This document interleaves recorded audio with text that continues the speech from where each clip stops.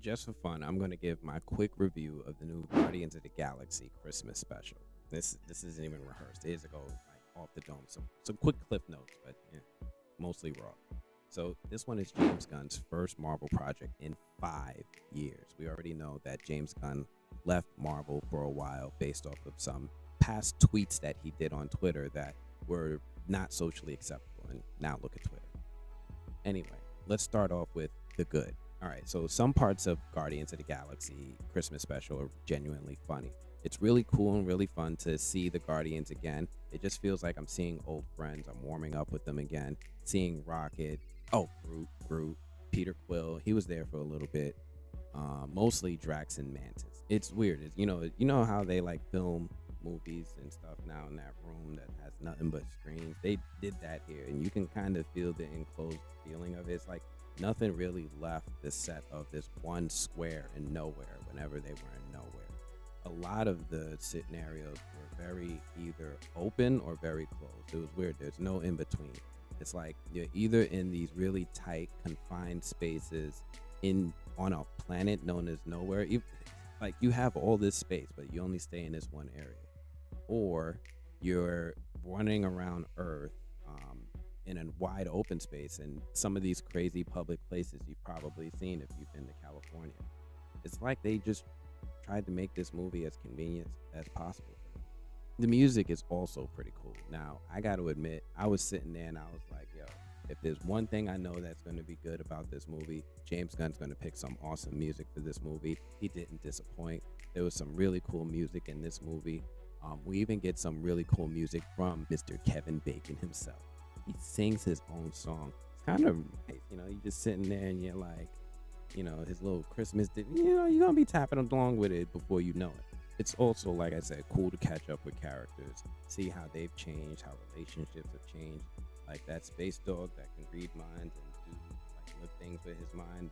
He has telekinetic and telepathy. I think it's Cosmo or something. Rocket Raccoon and him are friends. That's a cool little pairing. I like that. Groot is like a loner. He's like, he got bigger too. Like he's like stocky. He's not like the Groot we saw in the original Guardians of the Galaxy, which is kind of what I expected. I thought dude was going to grow up to be that character again and look just like him.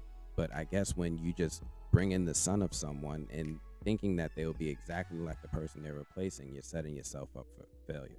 Hashtag recast T'Challa. So the other thing is that, plot of this movie is about how they kidnapped Kevin Bacon in order to bring him as a Christmas gift to Peter Quill. And that's kind of cool. That's kind of dope. Like, it's exactly what you would expect these characters after so much time. They're not super serious. Mostly everything is tongue in cheek. Everybody's like intelligence level is but so high. We kind of get what we're going to see in the characters or the writing that we get with, this franchise. And I love that, like, simple things that we take for granted, like, they're utterly perplexed by. Like, they're utterly perplexed about the concept of Christmas and Santa Claus and sharing gifts and somebody going around and presenting presents to everyone in the world in under 17 hours, right? It's something that's just above them. I like that because that adds to the humor. It's like it tries to play on us. Like, what are we doing? What are we doing? I love the cool little Yondu cameo. Obviously Michael Rooker's character not, he's not a character anymore. They retired his character, so to speak. But they found a way to have him cameo with flashbacks and that little cool animation stuff that they did. So all of these things were some of the things that I liked, and I actually count among the good. The bad, though, there's also the bad.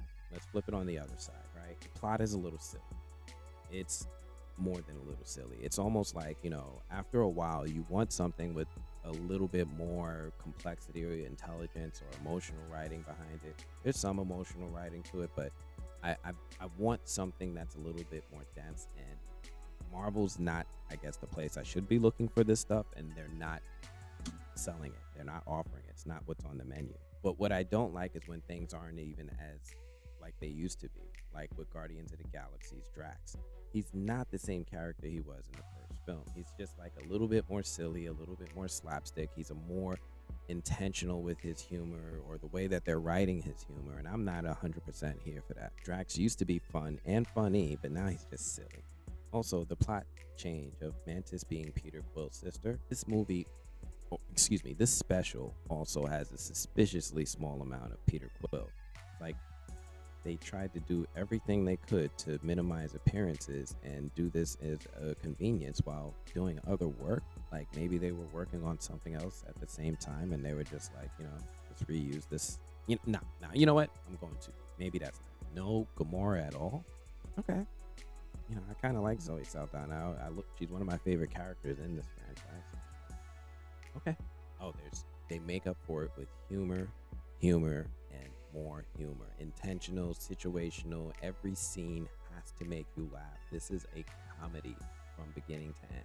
It's interesting because I've seen like some really good action out of this franchise in the past. I've seen some really good drama from this franchise in the past. It's never really the central focus, and I don't know. Maybe that's just I put it under the bad because I would like to see more of those things, and we're just not getting them. My overall opinion, this special raises a lot of questions. It makes me look at the production of Marvel stuff a little differently. It makes me appreciate when somebody is given a little bit more expression or giving a lot more expression in their work. Wakanda Forever. It makes me wonder why Chris Pratt was so stiff and barely appeared in this thing. Why and why are the Avengers never ever around when things like this happen? Like these guys came from space. The spaceship was seen by a whole bunch of people. People were freaking out. All right, maybe they just chalked it up to tabloid material, but this is the Avengers. Like this is what happened because we lost Shield. Man, overall, I still give this holiday special, I would say, still a 7 out of 10, mainly because the music is cool. It's very short, so it's paced very well, and they actually did have some humor and some music that made me laugh, and of course because of Kevin Bacon. Anyway, that's all I have for this one. If you guys like this review, you want to see more, please do me a favor, make sure you hit that like button, make sure you subscribe. Otherwise, I'm gonna have to check you guys later.